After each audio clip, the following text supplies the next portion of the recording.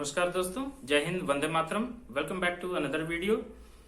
दोस्तों, आज का वीडियो काफी इंटरेस्टिंग होने वाला है क्योंकि आज के वीडियो में मैं एक ऐसी घटना का जिक्र करने वाला हूं जो आम लोगों के लिए तो खास है ही, आम लोगों के लिए आश्चर्यजनक तो है ही,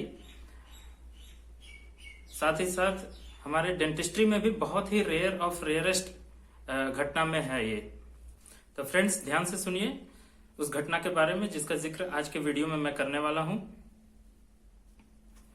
तो दोस्तों, मेरा एक फ्रेंड है, आजमगढ़ का है, डॉक्टर पवन राय, और वो भी आजमगढ़ में ही अपनी क्लिनिक पर प्रैक्टिस करते हैं। घटना तकरीबन 2 महीने पहले की है। उनके क्लिनिक पर एक 35 से 40 साल की महिला मरीज आती है अपने दांत में दर्द की शिकायत लेकर। उस मरीज के चेकअप के बाद और एक्सरे लेने के बाद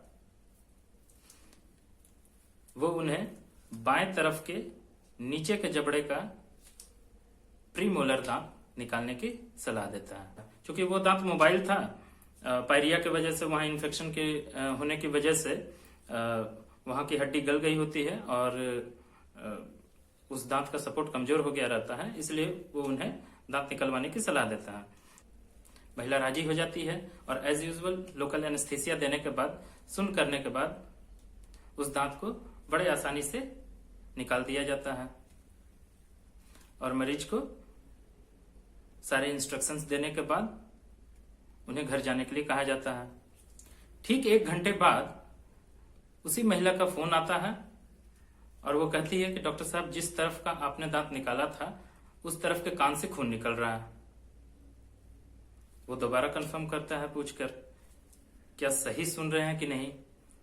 तो महिला बोलती है, नहीं डॉक्टर साहब, जिस तरफ का दांत निकाला गया है उस तरफ के कान से खून निकल रहा है।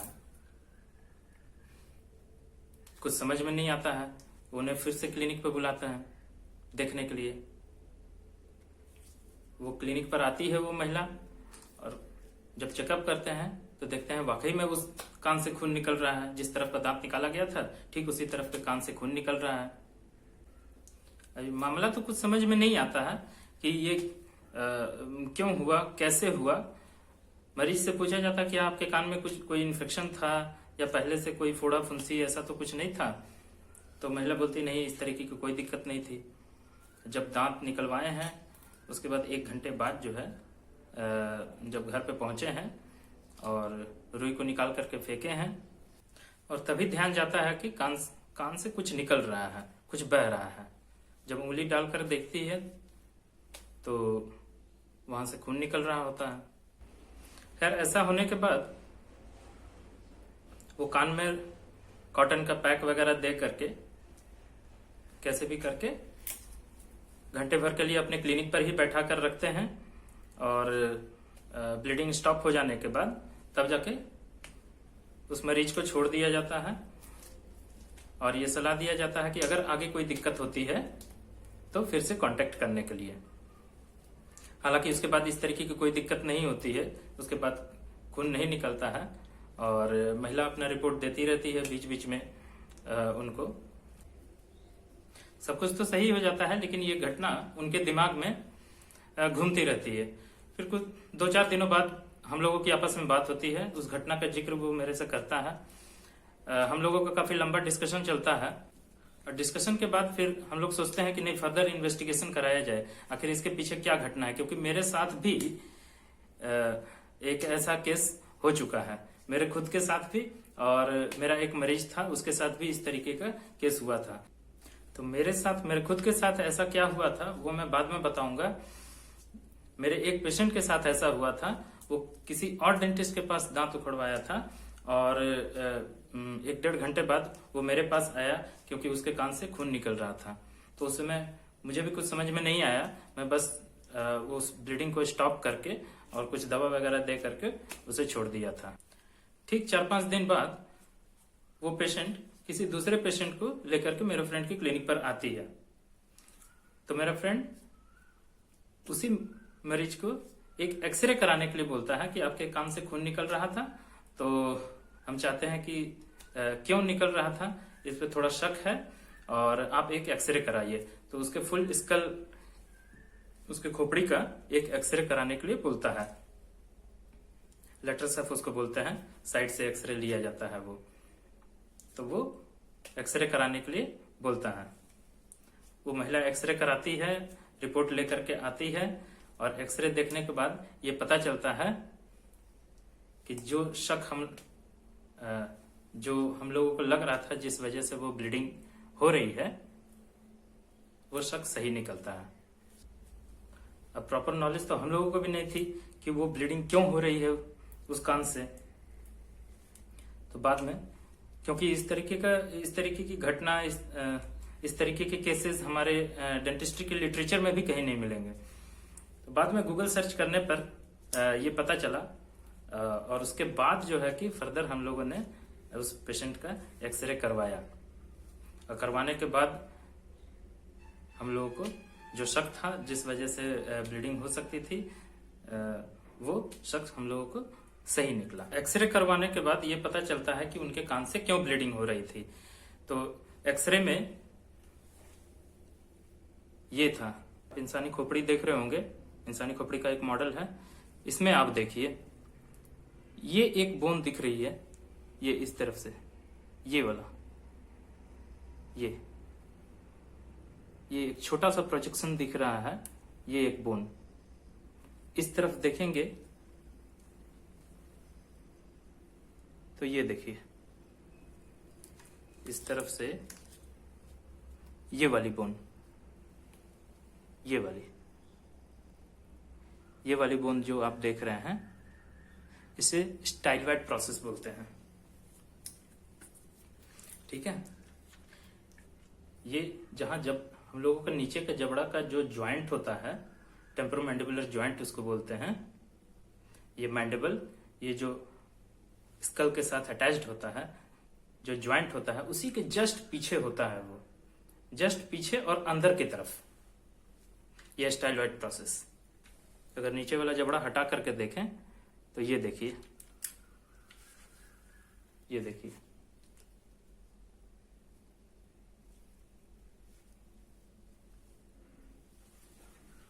ये देखिए, ये वाली बोन, ये देखिए, अब दिख रहा होगा, ये वाली बोन,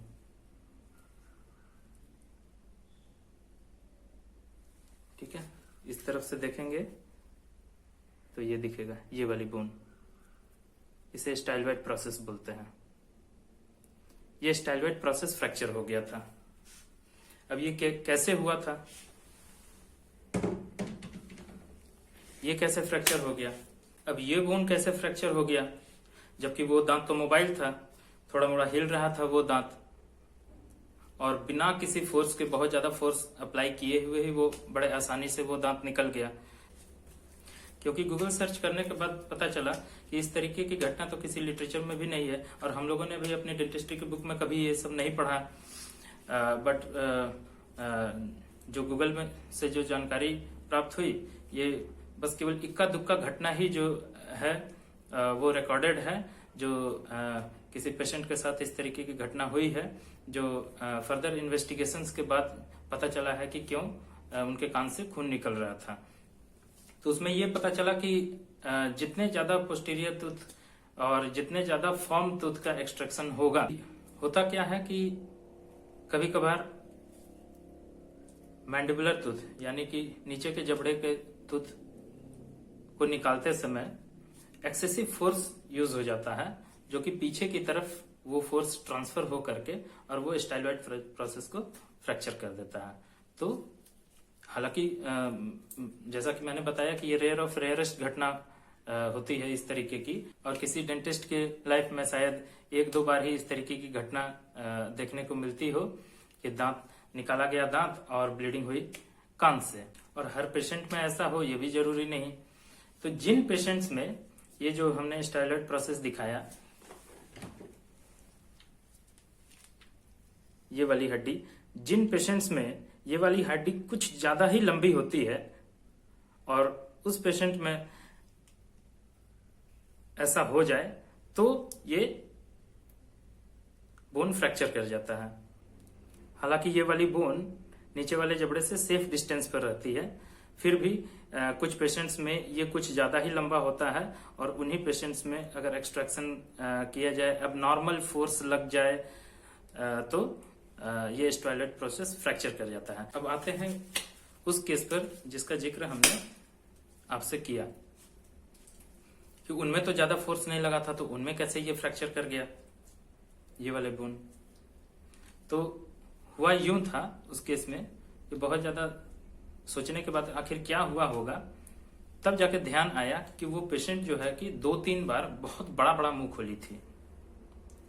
दांत निकालते समय 2-3 बार इस तरीके से बहुत बड़ा बड़ा मुंह खोली थी और दांत निकालने के बाद जब वो मुंह बंद की तो एक खट सा आवाज आया था उसमें। शायद वही जो आवाज किया उसमें एबनॉर्मल तरीके से वो जॉइंट पर दबाव पड़ा और वो स्टाइलवेट प्रोसेस फ्रैक्चर कर गया और इस वजह से उसके कान से खून निकला। अब मैं अपने बारे में बता दूं मेरे साथ क्या हुआ था। जब मैं बीडीएस फर्स्ट ईयर में था कॉलेज में, तो अपने हॉस्टल में मैं अपने रूम से निकला और मेरे दरवाजे के पास एक छोटा जैसा कॉटन का बॉक्स पड़ा हुआ था, तो मैं उसको पैर से किक मारा और चूंकि नीचे जो फ्लोर था वो मार्बल फिनिश था और उसे किक मारने के चक्कर में मेरा स्लीपर स्लिप कर गया और मैं पूरा 360 घूम करके नीचे गिरा। मैं दोनों हाथ का सपोर्ट भी नहीं दे पाया और डायरेक्ट मेरा जबड़ा जो है वो फर्श से टकराया और इतनी तेज आवाज आई, ऐसा लगा जैसे मेरे कान के पास कोई बम फटा हो, इतनी तेज आवाज आई। इवन बस केवल मुझे ही नहीं और उस विंग में जितने लोग खड़े थे सबको अच्छा खासा आवाज आया और सब लोग दौड़े आए मेरे पास,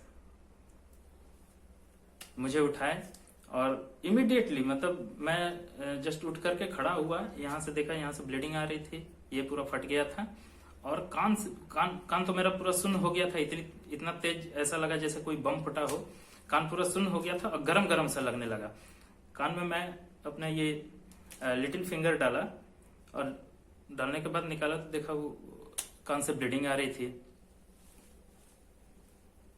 तो मुझे इमीडिएटली हॉस्पिटल ले जाया गया, वहाँ सुचर उचर लगा और कान से जो ब्लीडिंग आ रही थी ये रात की घटना थी। मैं नेक्स्ट डे जो है सुबह, उस समय तो कॉटन पैक वगैरह दे दिया गया और नेक्स्ट डे मॉर्निंग में मैं अपने डिपार्टमेंट में गया, अपने प्रोफेसर्स को दिखाया और उन लोगों ने भी एक्सरे वगैरह कराया, बट बहुत ज्यादा एक्सरे में क्लियर नहीं हुआ कि क्या हुआ था उसमें, क्योंकि मेरा जबड़ा बिल्कुल सुरक्षित था, किसी तरीके का मैंडिबल फ्रैक्चर वगैरह नहीं हुआ था, कहीं किसी तरीके की कोई वैसा कोई फ्रैक्चर लाइन नहीं दिखा, तो उस समय कुछ पता नहीं चला।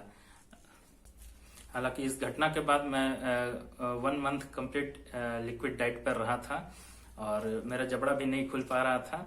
हालांकि मेरा बोन वगैरह सब कुछ सही था, कोई फ्रैक्चर नहीं थी। इस घटना के बाद मेरे कान से लगातार 3 दिन तक ब्लीडिंग हुई थी, लगातार 3 दिन तक कंटिन्यूअसली ब्लीडिंग हुई थी और 3 दिन के बाद ही जाकर के वो ब्लीडिंग स्टॉप हुई। और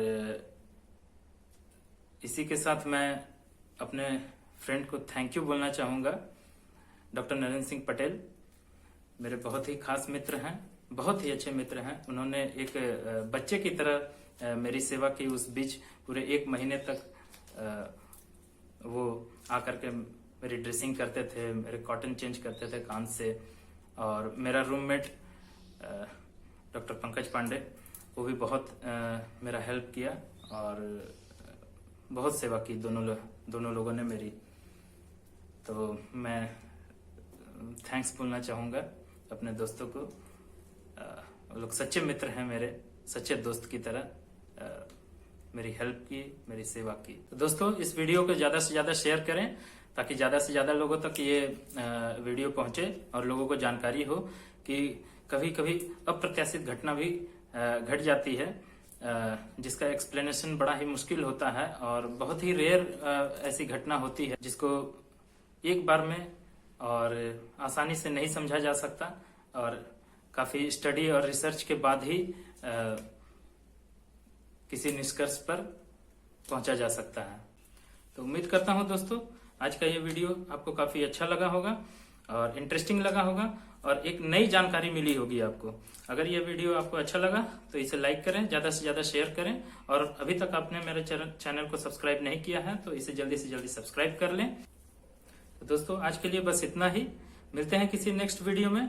तब तक के लिए thank you very much for watching this video. Have a nice day. जय हिंद, जय भारत।